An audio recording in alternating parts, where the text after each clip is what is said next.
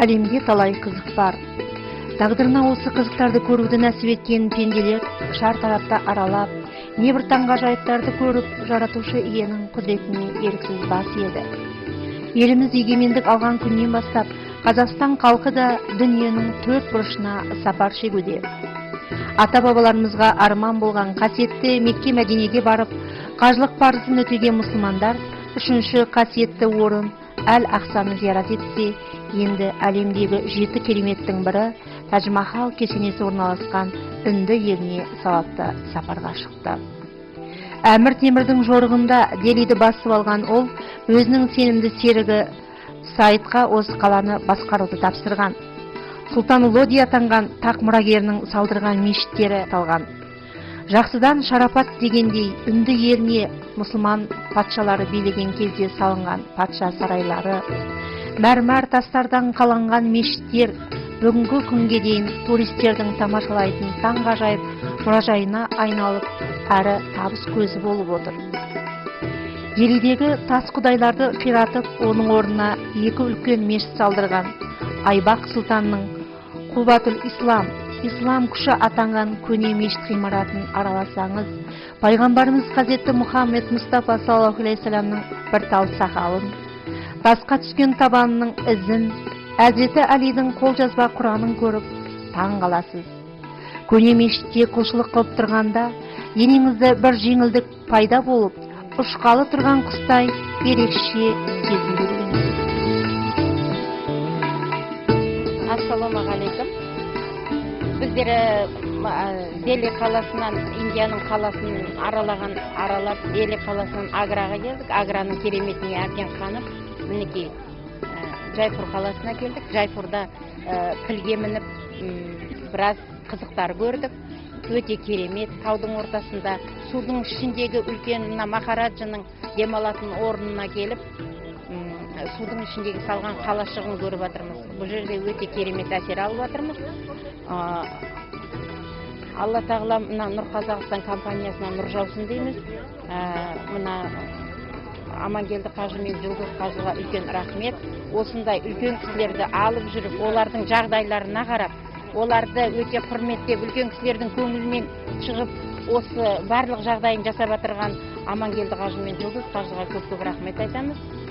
Үлкен қандай әсер алды? Пілде енді керемет.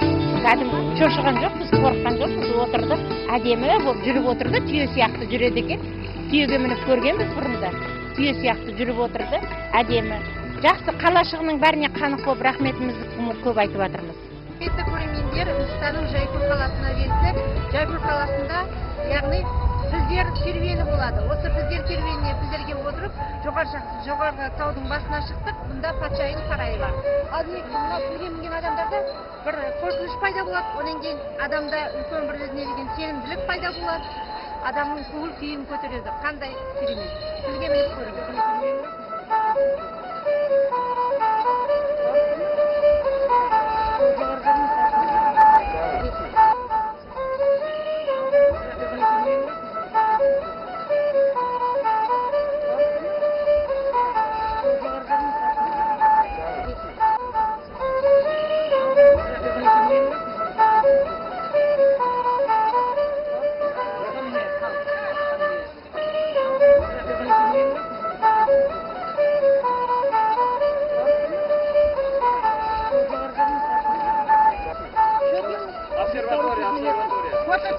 Потому что это...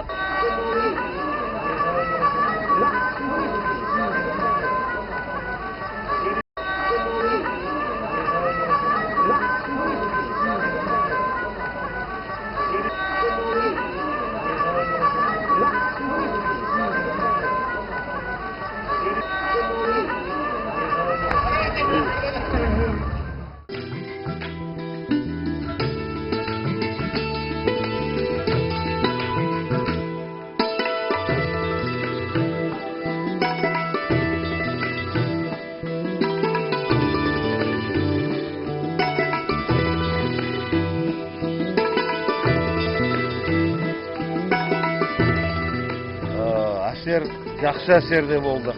Сезіндіңіздер? бірінші рез өзге де жерде болғанбыз, бірақ ол жақта пілге мінбей қойғанбыз. Қазір енді міне пілге міндік, жақсы, ол енді өмірде бәрін көру керек, бәрін білу керек қой. Айтады ғой қазақтар, 100 рез естігенше бір рез бәрін бір рез көр дейді. Сондықтан көп мына Нұр Қазақстан компаниясына көп рахмет. Міне қанша міне елдерге барып жүрміз, жер дүниенің бәрін аралап жүрміз. Ол сол мына Алланың бұйыртқаны ғой. Алла тағала енді Алла тағала көп рахмет міне. Сіз енді патшаның сарайда алдында тұрсыз ғой. Сіз де патша сияқты өмір сүріп жүрсіз, Аллаға разысыз ма? Тәубе. Аллаға разымыз. Ойладыңыз ба жақсы? Ол айтады ғой, ойлағам жоқ. Айтады ғой, кісінің ниетінен дейді. Ниеті кісінің жақсы болса, онда Алла тағала өзі береді. Бәрін әгі қызғаншылықтық болмау керек. Біреуді әгі өсіре қызғаншылық ең жақсы жаман нәрсе ғой. Сондай болмау керек. Сонда өзі Алла тағала өзі береді. Еңбекқор болу керек. Еңбекқор болу керек. Бір күн еңбексіз мен өзім отыра алмаймын. Сондықтан өмір бойы міне еңбек етіп келеміз. Керемет сұлу қала екен. Мына жерде неше түрлі байдар тұрады екен. Бұл жердегі бұрын дейді, шелковый путь, жібек жолы болыпты, осы жер жібек жолы болыпты. Сондықтан мына неше түрлі мына ескі сондай недер көп екен. Дворец, тарихи ескерткіштер көп екен. Мына көріп тұрған сарайдар көп екен.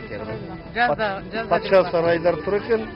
Ол судың ортасында, жазда бұл жақта ыстық болады, июнь, июль, августында 55 градусқа дейін суық болады дейді. Сонда міне патша осында келіп тұрып, өзінің семьясымен осы судың ортасында жатады екен. Сондықтан бұл жақта енді байдар да бар, енді кедейлер көп енді. Ол айтуға болмайды жоқ. Сондықтан ризамыз бәрі сапар. Сіз енді қанша сияқты өмір сүріп жатырсыз ғой, осындай сіздерде бар ма? Аллаға шүкір, тәубе. Мұндай болмаса да енді бар ғой. Кісіде көлінде бар, бізде де үйдер осындай. Голубой заливте бар, енді тәубе, Алланың бергенде шүкір. Голубой заливта бар бізде үлкен, Арлан деген үлкен неміз бар, домодықымыз бар, оған да барып, жазда өзіміз суға түсіп жатамыз, семьямыз. Аллаға шүкір, тәубе.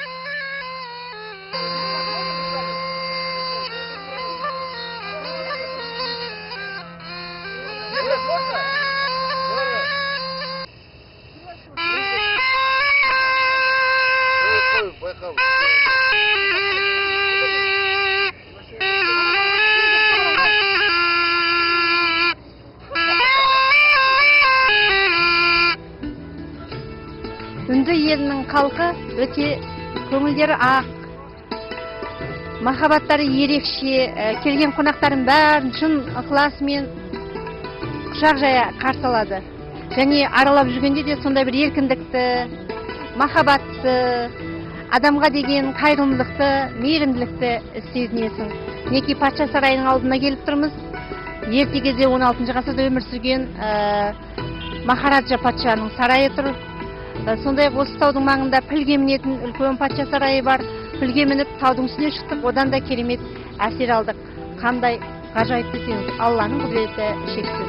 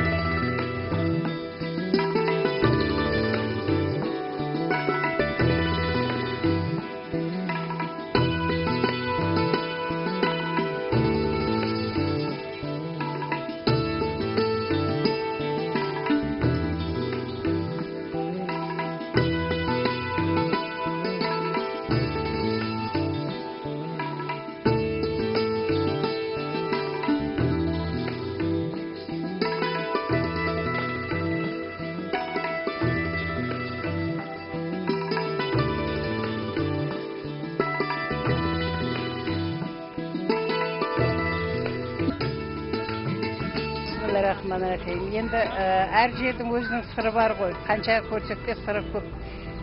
Мынау Делиге келдік. Мынау жерлердің бәрін араладық. Керемет жер екен. Қанша дух алдық. Рахаттан ұйықтадық, жүрдік. Бәрі керемет екен. Қуанып жүрмін, қуанғаннан не айтерімді білмей тұрмын, ойыма шаршап та тұрмын бір жағына ертең сонда сол. Піліне міндік. Қазақтар айтады ғой, немене сен пілдің құйрығын ұстаған ба едің деген сияқты біз құйрығымыз үстіне мініп алдық. Мынау алып келген Нұр Қазақстан Амангелді балаға мың рахмет. Қанша рет жерді аралатты, бәрін көрсетті. Ата-бабамыз көрмеген жерге келдік, өміріміздің тұқымдарымыз көрмеген жерге келдік. Мың рахмет осы балаға. Ұзағынан өмір сүрсін, жасай берсін.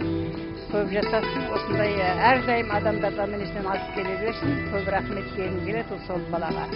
Енді не айтамын, рахаттанған деген өзі жақсы ғой. Әлгі нелерді тоққа тыққанда қандай болады, бізде сондай тоғалып, қуанып, гүл жайнап тұрмыз. Рахаттанып, әсері күшті екен.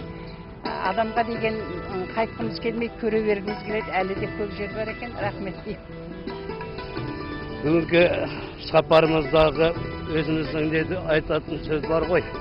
Ана көпті көргенден сора көп жасаған емес, көпті көрген сора деп.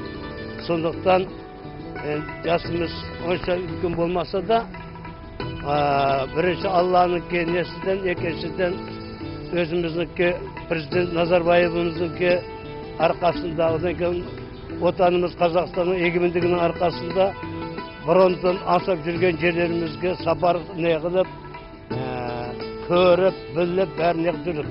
Әлгі сапар деген саяхат деген, әрі саяхат, әлі ғибадет дейді ғой. Сонда жақсыларды көресің, жамандарды, қиыншыларды көрген табы оқисың, ой, біздің отанды мұндай жерде мұндай екендер неғылсын. Соған бәрі шүкіршілік дегенмен мұны өзім қалған әсірі, мұны жерлердің адамдардың төзімділігі, бір-бірі болған төзімділігі жақсы екен. Өзім ұнаған. Енді мұны ескі қалалардың, тарихи жерлердің қалдырған тәсірі ол орасан зор. Енді оны айтып жеткізуге болмайды.